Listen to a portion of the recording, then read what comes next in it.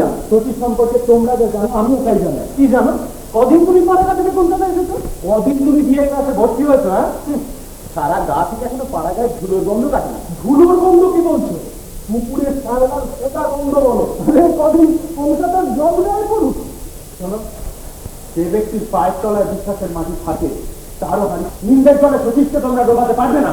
সাধু সাধু, সতীশের বাবা যদি তোমার কথাগুলো শুনতে পেতেন তাহলে তুমি মুচ্ছ যেতে। শোনো, সতীশ আমার আত্মীয়, ওর মতো নাস্তিক আমি কখনো দেখিনি। আরে ও তো আমার পাশের বাড়িতেই থাকতো। তুমি আর কদিন সতীশকে চেনো?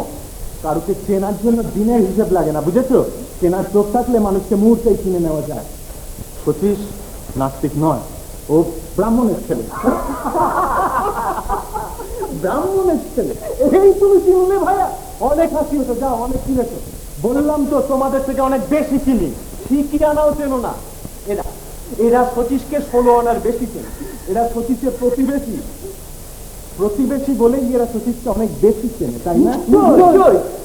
ঠিক আছে, আমি আর তোমাদের সাথে এই নিয়ে বাজে তর্ক করে সময় নষ্ট করতে চাই না। যা, এতক্ষণে তোমার মস্তিষ্কে বুদ্ধির তরঙ্গ ওঠা নামা করতে শুরু করে। পারলে তাকেই আমাদের কথা সত্য অসত্য জিজ্ঞাসা করে নিও।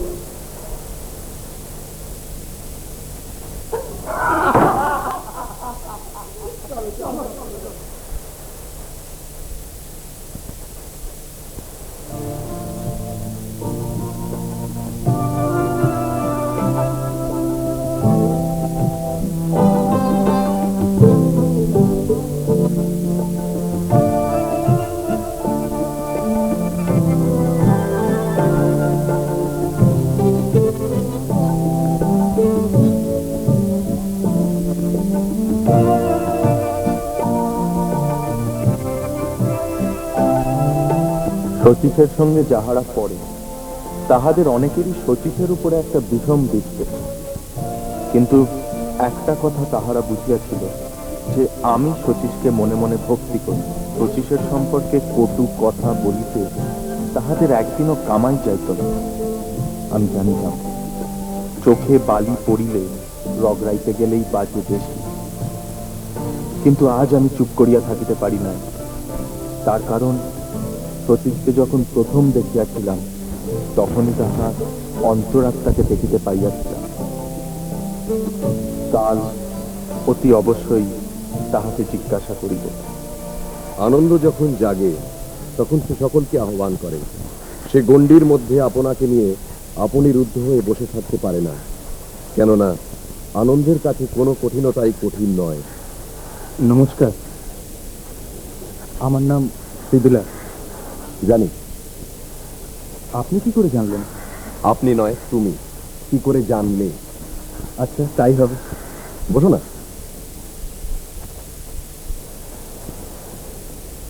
কাল নাকি আমাকে নিয়ে তুমি মেসেজ সকলের সঙ্গে খুব ঝগড়া করেছো।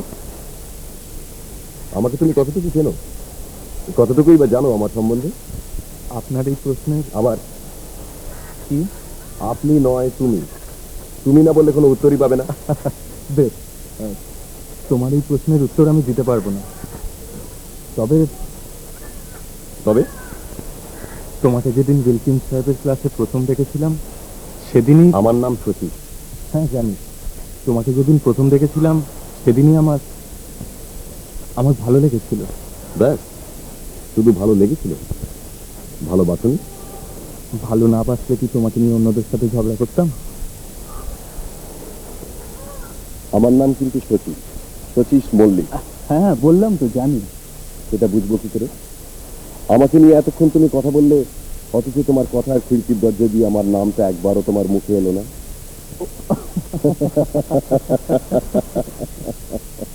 ওরা তোমার সম্বন্ধে এত নিন্দে করে কারণ ওরা নিন্দে করতে ভালোবাসে বলে।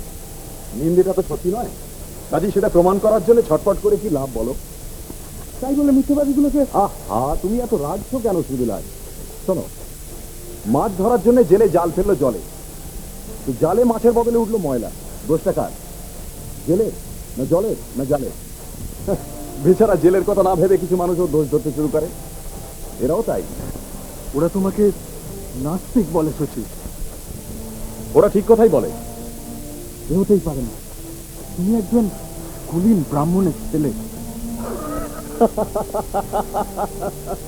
কি হলো, আর কি শুনেছো আমার সম্বন্ধে?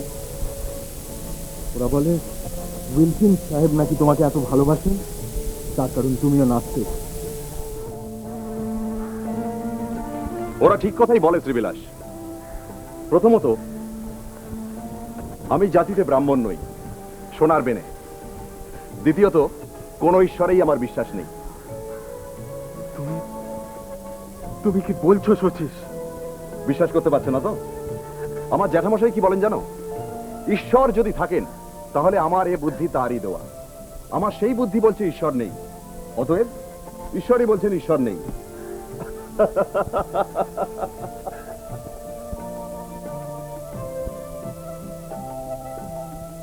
ঈশ্বর যদি থাকেন তাহলে আমার এ বুদ্ধি তারই দেওয়া। আমার সেই বুদ্ধি বলছে ঈশ্বর নেই, অতএব ঈশ্বরই বলছেন ঈশ্বর নেই।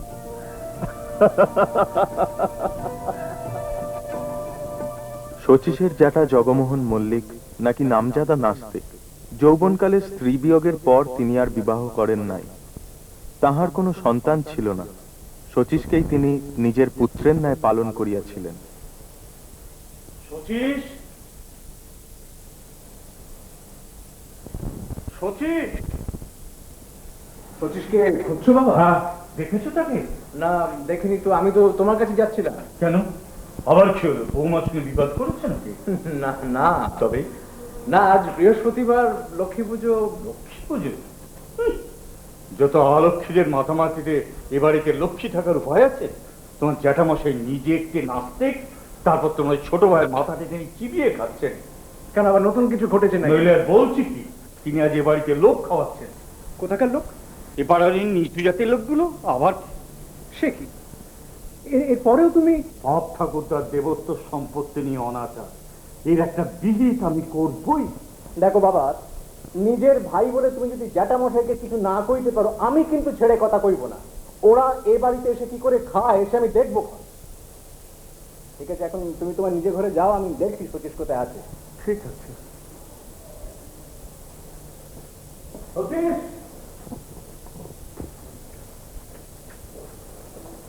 এই যে শচীশ, তোমাকে খুঁজছিল। জ্যাঠামশাই সব কি শুরু করেছে? জানি না তুমি কোন শুরুর কথা বলছো দাদা, তবে তুমি তো জ্যাঠামশাইকে চেনো। তিনি বলেন কোনো কিছুরই শেষ নেই, যেখানে একটা কাজের শেষ সেখানেই নতুন কাজের শুরু। তাই তোমাকে জিজ্ঞাসা থাক, তোমার এই ছোট মুখে জ্যাঠামশাইয়ের পাকা কথাগুলো মোটেই মানায় না, বুঝেছো? তোমার কাছে বাবার চাইতে জ্যাঠামশাইয়ের কথার দাম বেশি। বাবা তোমাকে একবার ডেকেছেন। দাদা, ফল পেকে গেলে শাখা ছেড়ে যাওয়াই হচ্ছে তার গৌরব। এই শাখা ত্যাগ করাকে যদি কেউ দীনতা বলে মনে করে, তবে তার মতো কৃপাপাত্র আর কি আছে বলো? শচীশ, আমি লেখাপড়া জানি না বলে তুমি আমাকে ওই ভারী ভারী কথাগুলো শোনাচ্ছ, তাই না? ফের যদি তুমি ওই জ্যাঠামশাই মহলে আর কোনোদিন গিয়েছো, তার মানে? মানে জ্যাঠামশাই নাকি নিচু জাতের লোকগুলোকে আজ এ বাড়িতে ডেকে ডেকে খাওয়াচ্ছেন? হ্যাঁ হতে দেবো না, হতে দেবো না। আমি দেখি কি করে খাওয়ান। দাদা, আমার সম্বল থাকলে আমি নিজেই খাওয়াতাম। জ্যাঠামশাই ওদের নিমন্ত্রণ করেছেন। প্রাণ থাকতে আমি এ বাড়িতে ওসব হতে দেবো না। দেখে নিও তুমি।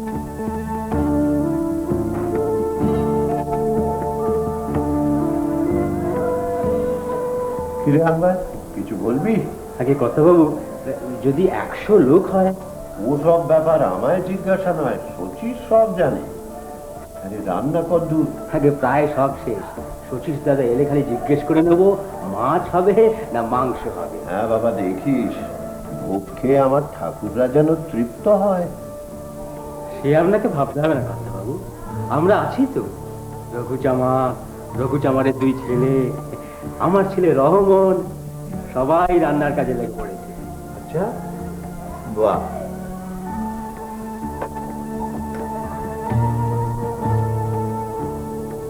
আনোয়ার বাবা, মাংস আমি রান্নাঘরে রেখে দিচ্ছি। দাদাও আমাকে দাও, বাকি রান্না সব হয়ে গেছে।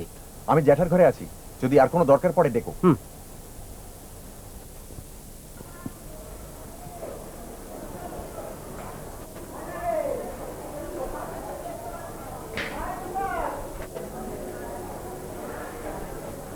জ্যাঠা, আনোয়ারের সঙ্গে দেখা হয়েছে? হ্যাঁ, আমি বাজারগুলো সব দিয়ে এসেছি।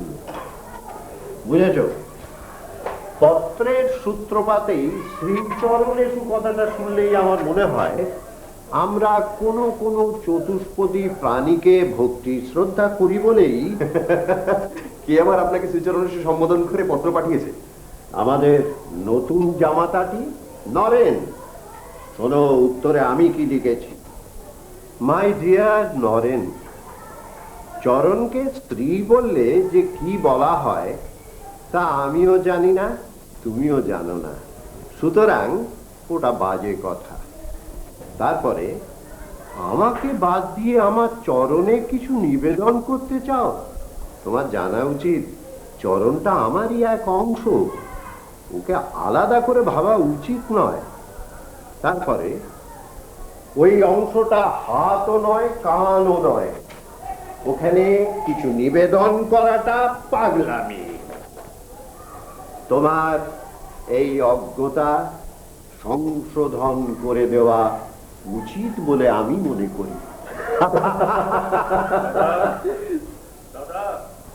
তোমার পিতা কণ্ঠস্বর শুনে নিশ্চয়ই অনুমান করতে পারছো যে কি বিষয়ে আমার সঙ্গে বিবাদ করতে তিনি এখানে আসছেন। আমার এখানে থাকাটা কি ঠিক হবে? নিশ্চয়ই। সত্যের মুখোমুখি হওয়া মানে ঈশ্বরের মুখোমুখি হওয়া। তুমি বসো।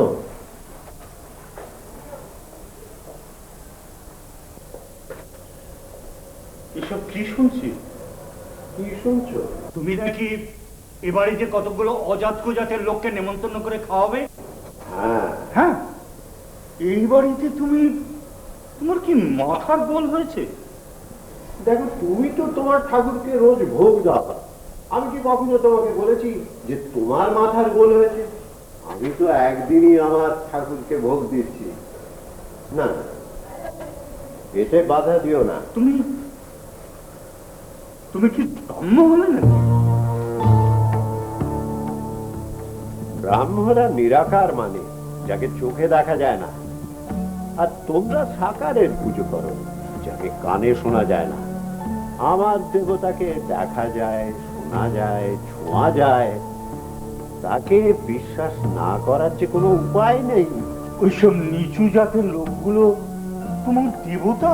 হ্যাঁ, ওইসব নিচু জাতের লোকগুলো আমার দেবতা। তোমার এই দেবতার স্থান আমাদের এই পিতৃ পিতামহের ভিটেতে হবে না, যেখানে জাগ্রত লক্ষ্মী প্রতিষ্ঠিত। আমার দেবতাও তো জাগ্রত। আমার দেবতার সামনে তুমি ভোগ রেখে দাও, দেখবে অনায়াসে মুখে তুলে খেয়ে নিয়েছেন। তোমার দেবতা পারবেন? যাকে তোমার সঙ্গে আমি তর্ক করবো না। না না, তর্ক করে কোনো লাভ নেই। আমি তো আমার দেবতাকে দেখেছি আমার ঘরে। তোমার দেখার চোখ যদি অন্ধ হয়ে না যেত তো তুমিও দেখে খুশি হতে। বিবাদ কিন্তু তুমিই শুরু করলে। বিবাদ? না না, আমি তো আমার দেবতার ভোগের আয়োজন করেছি মাত্র। এর ফল কিন্তু বহুদূর গড়াবে আমি বলে রাখলাম। হরিবল, বিবাদ করে কি কারোর বিশ্বাস নষ্ট করা যায়?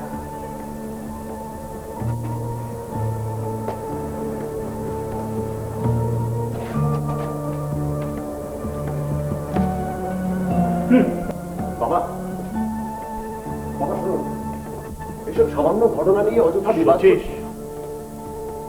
কোনটা সামান্য আর কোনটা অযথা সে শিক্ষা আমায় তোমার কাছ থেকে নিতে হবে। তুমি এসো আমার সঙ্গে, তোমার সঙ্গে কিছু কথা আছে। আমি জানি আপনি কি বলবেন বাবা। তোমার সেই জানা কথাটা না আমার মুখ থেকে আরেকবার শুনবে। তোমার বয়স হয়েছে, তুমি লেখাপড়া শিখেছ, তুমি চলো আমার সঙ্গে, তোমার সমস্ত সাংসারিক দায়িত্ব আজ আমি বুঝিয়ে দেবো। আজ তো হবে না বাবা। কেন? আপনি তো জানেন জ্যাঠামশাই আজ অনেক খেতে বলেছেন, আমাকে তার তদারকি করতে হবে। তুমি আমার সন্তান হয়ে আমাকেই অগ্রাহ্য করছো? জ্যাঠামশাই আমার পিতৃতুল্য। তিনি পিতৃতুল্য আর আমি তোমার পিতা। আপনি পিতা বলেই তো আমি পিতৃতুল্যকে অসম্মান করতে পারি না। বাবা, আমি মনে করি যে সংসারটা শুধুমাত্র আমাদের বাড়িটাকে নিয়ে নয়। চুপ করো। তোমার জ্যাঠামশাই শেখানো বলে তাকে গিয়ে শুনিও, তিনি শুনে খুশি হবেন। শিক্ষায় তিনি দিয়েছেন যে তার কথায় তোমার বাপকে পর্যন্ত অসম্মান করতে তোমার হবে না। ঠিক আছে, এর শেষ আমি দেখব, মনে থাকে জানি।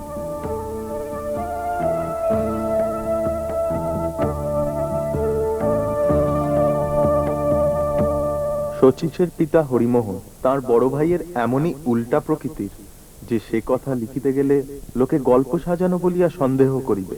সকাল এবং বিকাল যেমন বিপরীত, সংসারে বড় ভাই এবং ছোট ভাই তেমনই বিপরীত এমন দৃষ্টান্তের অভাব নাই। শিশুকাল হইতে অসুস্থ বলিয়া হরিমোহন তাহার মা মাসিদের সমস্ত সেবা যত্ন নিজের দিকে টানিয়া লইয়াছিলেন। কেবল মা মাসি নয়, তিনি যে 3 ভুবনের সমস্ত ঠাকুর দেবতার বিশেষ জিম্মায়, এ তিনি কখনো ভুলিতেন না। এদিকে বাড়িতে নিম্ন শ্রেণীর লোক খাওয়ানো লইয়া হুলস্থুল বাঁধিয়া গেল। প্রথম আপত্তি আসিল স্বয়ং কুলপুরোহিতের কাছ হইতে।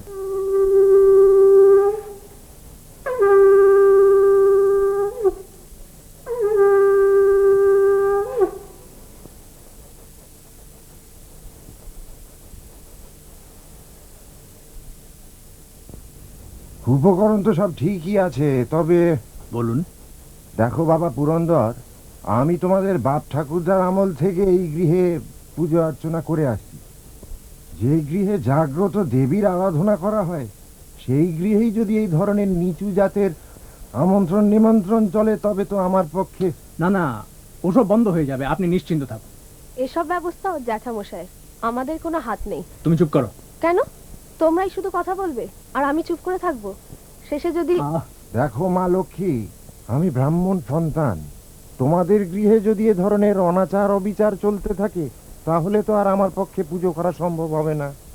পুরন্দর, যাই বাবা।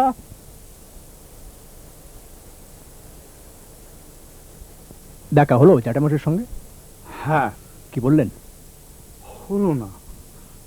তাঁর জিদ তিনি লোক খাওয়াবেন, আর সেই সঙ্গে জুটেছে তোমার ভাইটিও। এদিকে ঠাকুরমশাই তো বলছেন যে এসব চলতে থাকলে উনি পুজো করা বন্ধ করে দেবেন। অন্যায় কিছু বলেননি? তাহলে তাহলে আর কি,